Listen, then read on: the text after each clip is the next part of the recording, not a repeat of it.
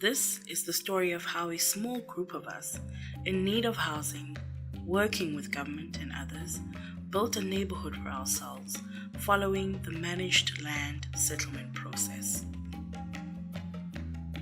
The story starts with us looking for land on which to develop houses and create a neighborhood, as well as getting the necessary planning and environmental approvals to develop this land.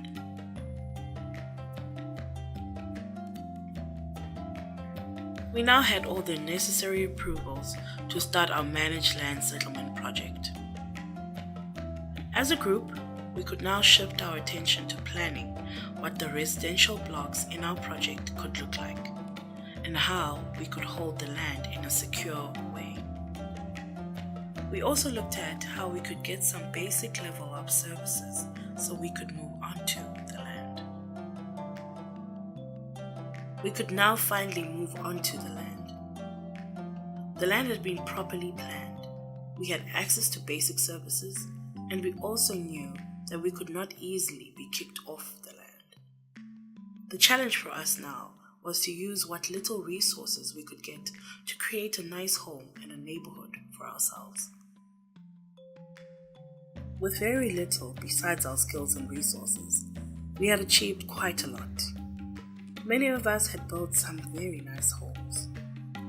We had turned the whole housing development process upside down. We did not wait for government to give us an RDB house. We could invest our own resources on our own land right from the start. We knew that there was little chance for being evicted. We turned our attention to look at how further government resources could be used to add to what we already started. We have now reached the phase of the story where those of us who started out together have finally received a government housing subsidy. This, however, is not the end of our story, as managed land settlement never ends.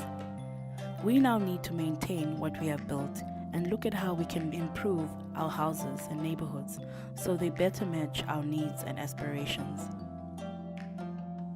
My advice to you if you want to achieve similar results is to start with what you have, where you are now. Don't wait for and depend on others to do things for you. Work with those who are willing. As an individual and as a group, identify and work towards your long-term goals. Don't give up. Take whatever small steps and actions you can at that point in time. Use this momentum for doing things to leverage in what additional support you can get. Make sure you learn from and build on your experiences, and share your experiences to inspire others to follow similar paths.